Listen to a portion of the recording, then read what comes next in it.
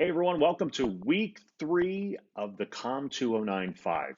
One of the things we've discussed this week is interpretation and how we look at certain situations and how we communicate our comfortableness or uncomfortability or how uncomfortable we are and the amount of discomfort we have in certain things, whether it's online, in person, in an email, etc. We have now had to have some level of discomfort with being online. It has changed how we react in some ways. In other ways, it really hasn't because we're online with social media. We send emails and texts, and we don't always have to see people for what they really are. Michaela's post was a really good example of how, in that discussion post, how when she saw someone online, she knew something but wasn't 100% sure of something until she had that conversation. And that's where I want to bring up the fact that when we are talking to people, we often can realize as we get more familiar with someone, or even if as we get more familiar with certain situations, we can interpret what they're feeling. When I was in television and radio, I often would have to go out on stories as a producer or even as a correspondent and interview people. There was one time for a story that I did, I had to interview a former Nazi sympathizer, a young person who believed in had a lot of hate speech in his life. He actually had tattoos with a swastika on them. He found out, or he discovered on his own over the years, that he had hurt someone physically and mentally, and something triggered in him that changed. And in hearing his story and seeing that he was having the tattoos removed, you could see where the tattoos had been, but he was having them digitally or actually medically removed by a laser.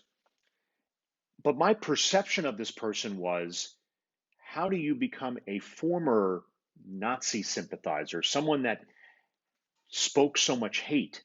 How do you then turn that around and teach kids and young people not to hate, not to speak ill of different cultures, not to say that the white race is powerful, etc. And I went into that interview with a lot of negative perceptions, actually.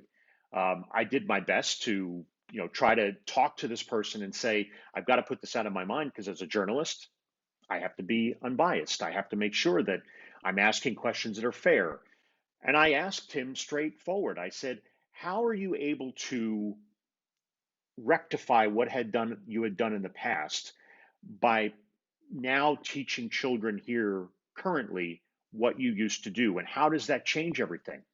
And he said something that I found really intriguing, was that I can't change what happened to me in the past. I can erase the tattoos, I can stop talking like I did, but nothing is going to change what I did. The only thing I can do now is show people who I am going to be in the future. And perceptions do mean a lot. When we hear something about someone that is negative, we take that with us for a long time. We don't quickly change perceptions sometimes until we meet someone face to face. Even when we meet them face to face, we don't always get the truth.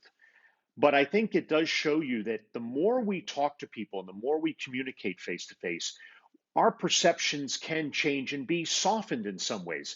Yes, people who they say they are sometimes are exactly that. People are hateful, they are disrespectful, they're rude. But then there are people who are kind and generous and are willing to go out of their way for people. Look, I'm not the same person in the classroom that I am at home with my family. I'm not going to do the things that I do with them or joke around with them and do the same thing in the classroom with all of you. My perception of me that you see maybe on an Instagram post would think, why would Professor Mollica do that?